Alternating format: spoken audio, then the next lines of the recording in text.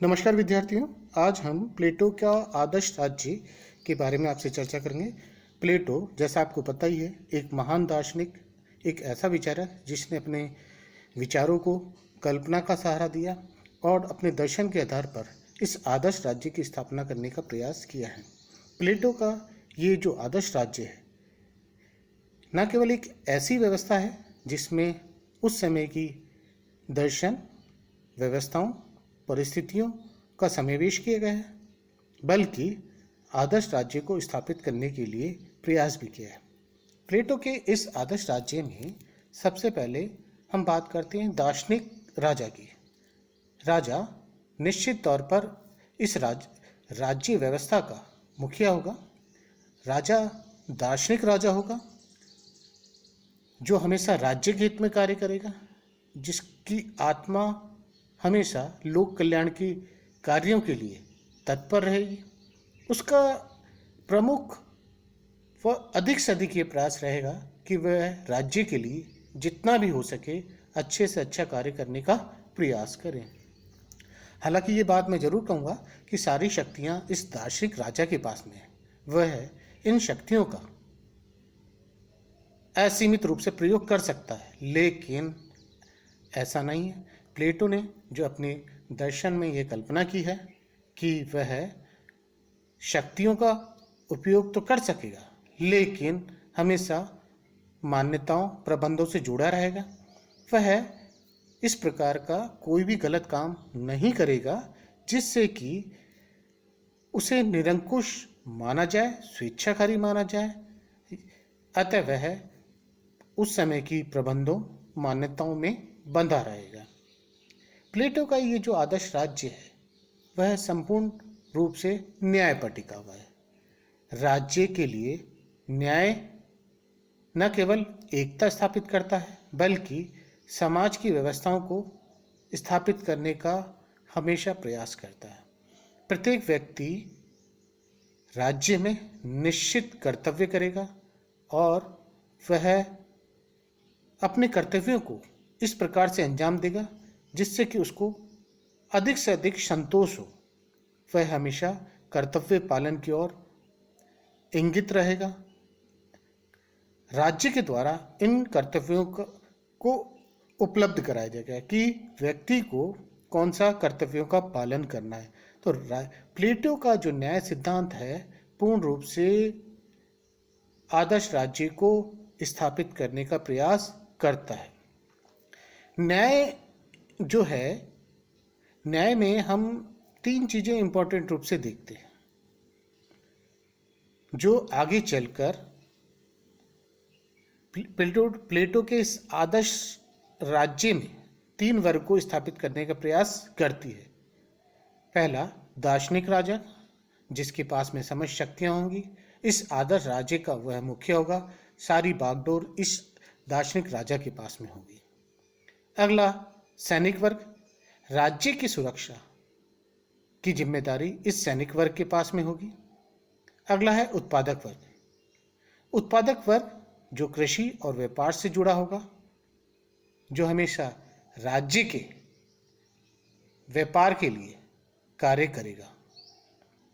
तो समाज में नागरिकों के तीन वर्ग का इस आदर्श राज्य में वर्णन किया गया है और शासक व सैनिक वर्ग को प्लेटो द्वारा उच्च वर्ग माना है। यानी इन तीन वर्ग में से एक तो दार्शनिक राजा और सैनिक, इन तीनों वर्गों को उच्च माना है। प्लेटो यह कहता है कि प्रत्येक व्यक्ति अपने कर्तव्यों का पालन करेंगे और वह जो कर्तव्य पालन करते हैं उससे उनके कार्य भी स्पष्ट रूप से दिखाई देंगे। यानी कर्तव्यों से उनके कार्यों की झलकता स्पष्ट रूप से दिखाई देती है। प्लेटो के इस आदर्श राज्य में शिक्षा व्यवस्था को भी अत्यंत महत्वपूर्ण माना है। इस दार्शनिक राजा की जो प्राप्ति है वह शिक्षा के माध्यम से ही होती है। प्लेटो ने यह माना कि राज्य के अंदर एक शिक्षा व्यवस्था होनी चाहिए, शिक्षा व्यवस्था में एक योजना होनी चाहिए और दार्शनिक राजा की जो प्राप्ति है वो संपूर्ण शिक्षा व्यवस्था पर ही आधारित है। यदि कोई व्यक्ति संपूर्ण रूप से शिक्षा व्यवस्था को प्राप्त करता है, निश्चित तौर पर वो आगे चलकर दार्शनिक राजा की ओर अपना कदम बढ़ाता है। शिक्षा व्यवस्था के अंतर्गत अलग अलग समय पर आयु अनुसार विभिन्न प्रकार की शिक्षा व्यवस्थाओं का प्लेटो ने वर्णन किया है और राज्य में शिक्षा व्यवस्था को बहुत ही इम्पोर्टेंट माना है। और ये जो शिक्षा व्यवस्था है राज्य के द्वारा और राज्य की प्रकृति के द्वारा संचालित और नियंत्रित होनी बताई गई है। प्लेटो ने शिक्षा व्यवस्था को बहुत ही इम्पोर्टेंट माना है। साथ में ये भी माना है कि जो शिक्षा प्राप्त करने वाले हैं वह इस प्रकार की शिक्षा प्राप्त करें, इस प्रकार के साहित्य का उपयोग करें, इस प्रकार की कलाओं का उपयोग करें जिससे कि राज्य का अधिक से अधिक विकास हो। वो गलत प्रकार की अनैतिक ना तो कलाओं ना ही साहित्यों का अध्ययन करें जिससे कि राज्य न केवल व्यक्ति दोनों का नुकसान हो। अतः प्लेटो के द्वारा कुरुचिपूर्ण या गलत साहित्यों कलाओं को पूर्ण रूप से प्रतिबंध माना है। आदर्श राज्य में साम्यवाद की व्यवस्था का भी वर्णन किया गया है, यानी सारी शक्तियां राजा के पास में हैं, लेकिन राजा अपना विलासितापूर्ण जीवन व्यतीत नहीं कर सकता। ऐसा नहीं है कि राजा के पास में समस्त शक्तियां हैं, राजा विलासपूर्ण जीवन व्यतीत कर सकता है। प्लेटो ने साम्यवाद के सिद्धांत के माध्यम से न केवल दार्शनिक राजा बल्कि सैनिक वर्ग दोनों को नियंत्रित करने का प्रयास किया है। यानी प्लेटो का जो दार्शनिक राजा व सैनिक सीमित तौर पर अपनी संसाधनों का उपयोग कर सकता है। वह ऐसा नहीं कि सारी शक्तियों का उपयोग कर कर अपने जीवन को विलासितापूर्ण जीवन के रूप में बना सके या उसका उपयोग कर सके। वह राज्य का मुखिया तो है, वह संसाधनों का उपयोग कर सकता है, लेकिन लोक कल्याण के लिए, जनहित के लिए। ऐसा नहीं कि वो अपने हित के लिए, अपने स्वार्थ के लिए, निजी स्वार्थ के लिए इन संसाधनों का, इन शक्तियों का दुरुपयोग कर सके। राजा जो धन बल है उसका उपयोग केवल एक ट्रस्टी के रूप में कर सकता है, यानी जनहित के कार्य में। वो उसका मुखिया खुद नहीं बन सकता है, ना ही सैनिक बन सकता है। अतः प्लेटो ने साम्यवाद के सिद्धांत को अपने आदर्श राज्य में स्थापित करने का प्रयास किया है। उसके जो साम्यवादी विचार हैं निश्चित तौर पर आदर्शवादी राज्य को स्थापित करने का प्रयास करते हैं। प्लेटो के इस आदर्शवादी राज्य में सभी व्यक्तियों को समाज में 3 वर्गों में विभाजित करने का प्रयास किया है और इन 3 वर्गों में दार्शनिक राजा, सैनिक वर्ग और उत्पादक वर्ग कर्तव्यों के माध्यम से इनके कार्यों को न केवल सौंपा है बल्कि समाज में राज्य के विकास के लिए इन्हें कब कब किस प्रकार के प्रयास किए जाने चाहिए उसके बारे में भी चर्चा की गई है। समाज में सभी वर्गों को राज्य के हित के लिए कार्य करना चाहिए, लेकिन उनके विचारों में, प्लेटो के विचारों में महिला व पुरुष दोनों को बराबर माना है। महिलाओं को वो समाज में उपयोगी दर्जा देते हुए उन्हें सभी प्रकार के अधिकार सौंपता है और शिक्षा व्यवस्था में भी उनकी भागीदारी को उचित मानते हैं।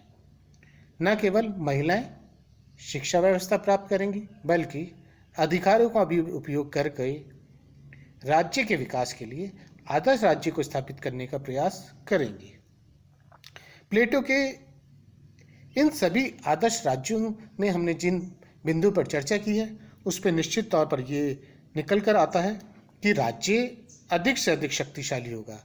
राज्य का मुख्य कार्य आदर्श राज्य के स्थापित करना होगा। समाज में जो 3 वर्ग विभाजित हैं उनके कर्तव्यों के पालन के लिए वह अधिक से अधिक प्रयास करेगा। सारी शक्तियों का राज्य उपयोग करेगा। राज्य के पास में जो शक्तियां हैं वह असीमित हैं, लेकिन दार्शनिक राजा, सैनिक वर्ग, इन सभी दोनों वर्गों को, जिसे प्लेटो ने उच्च वर्ग माना है, नियंत्रित करने का भी प्रयास किया है।